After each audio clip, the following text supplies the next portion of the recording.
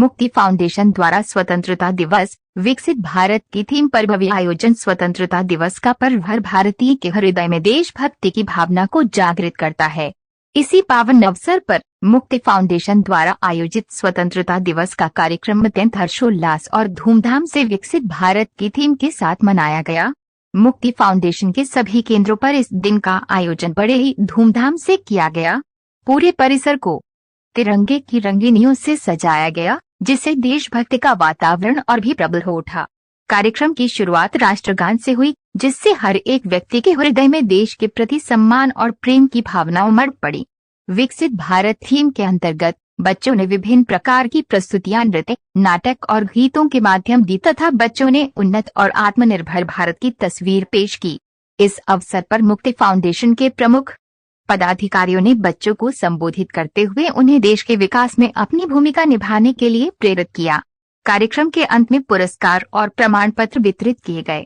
इस आयोजन की सफलता का श्रेय मुक्ति फाउंडेशन की पूरी टीम और उन सभी बच्चों को जाता है जिन्होंने इस दिन को यादगार बनाने में अपनी पूरी मेहनत और लगन से हिस्सा लिया। IN से प्रधान संपादक विकास श्रीवास्तव की रिपोर्ट। अपने आप में बहुत सराहनीय है, यह सराहनीय है अपने आप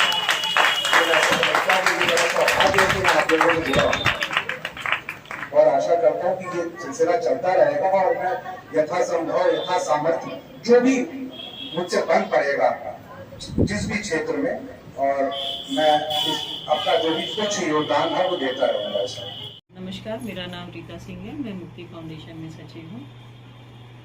मैम, आज आप स्वतंत्रता दिवस के उपलक्ष्य में जो कार्यक्रम कर रही हैं, थोड़ा उसके विषय में बताइए। मुक्ति फाउंडेशन वंचित वर्ग के बच्चों के लिए काम करती है। करीब 8 जिलों में हमारी संस्था काम कर रही है और 500 से ज़्यादा बच्चों को हम लोग शिक्षित करने का काम कर रहे हैं। स्वतंत्रता दिवस में हम यही कहना चाहेंगे कि चूँकि हम आज़ादी का अमृतोत्सव मना रहे हैं और 78 साल हो गए हैं हमें आज़ाद हुए, और अभी भी कुछ ना कुछ खामियां हैं जो हमने पिछले किया है उसको आज हम उपयोग कर रहे हैं, और आज हम जो करेंगे उसको हम भविष्य में उपयोग करेंगे। तो हम चाहते हैं कि आज क्यों ना हम कुछ बेहतर करें ताकि कल एक अखंड भारत, एक मजबूत भारत की स्थापना हो। मुक्ति फाउंडेशन सामाजिक स्तर पर क्या क्या ऐसे कार्य कर चुकी है, थोड़ा सा उनके विषय में बताइए। मुक्ति फाउंडेशन अपने 3 इनिशिएटिव पे काम करती है। एक बच्चों की एजुकेशन के लिए, दूसरा महिला मिशन शक्ति में महिलाओं के डिजिटल अवेयरनेस और उनके एम्प्लॉयमेंट के लिए, तीसरा मानसिक स्वास्थ्य पर। ये तीनों ही अति आवश्यक और गंभीर विषय हैं, क्योंकि एजुकेशन नहीं होगा तब तक हम धरातल पे अपने कोई भी बदलाव नहीं ला सकते हैं। एजुकेशन के थ्रू ही हम अपने सारे समाज में बदलाव लाते हैं, और हमारा एजुकेशन ही आने वाले भविष्य में दिशा और दशा तय करता है। दूसरा, हम लोग महिलाओं के लिए जो काम करते हैं वो डिजिटल है, क्योंकि आज भी बहुत सी ऐसी महिलाएं जो डिजिटल, जिनको जानकारी नहीं है, और करंटली जो युग चल रहा है वो डिजिटली ही का ही चल रहा है, तो हम लोग कुछ उनके लिए इस कार्य करते हैं। दूसरा, हम लोग छोटे छोटे एम्प्लॉयमेंट के लिए काम करते हैं ताकि ये लोग अपने घर की स्थिति को बेहतर कर पाएँ। और तीसरा, हम लोग काम करते हैं मानसिक स्वास्थ्य पर। आज बच्चे हों, कोरोना के बाद से बच्चे हों या बड़े हों या बूढ़े हों, ये इस कदर से समस्या बढ़ गई है कि कई तरीके की विकृति के रूप में समाज करवट ले रहा है, तो हम लोग इस दिशा में भी काम कर रहे हैं। फाउंडेशन के द्वारा आज तक कुछ ऐसे उपलब्धियां जो की गई हों इन तीनों क्षेत्रों में, जिनके अचीवमेंट्स या एग्जाम्पल हों आपके सामने या हम लोग के सामने, थोड़ा सा बताइए। ऐसे बहुत से बच्चे हमारे यहाँ हैं जो बिल्कुल भी पढ़े लिखे नहीं थे, बिल्कुल उनका परिवार में कोई पढ़ा नहीं था, और उनको लेके आना बहुत मुश्किल काम था।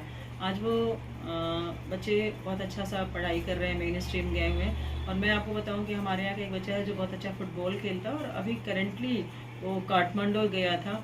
तो मेरे ख्याल से जो बच्चे साइकिल पे भी ना जा पाते हो और उन्हें बाई फ्लाइट अपना कोई परफॉर्मेंस देने जाना हो, तो कहीं ना कहीं समाज में एक बड़ा अच्छा सा है प्रयास है हम लोगों का, और हमें प्राउड फील होता है कि हम कुछ कर पा रहे हैं। मीडिया के माध्यम से आप क्या संदेश देना चाहेंगी उन माता पिताओं को या उन लोगों को जो किसी भी तरीके की हेजिटेशन रखते हैं इस तरीके से, और उनको क्या आगे अप्रिशिएशन मिलना चाहिए आपके कार्यों से?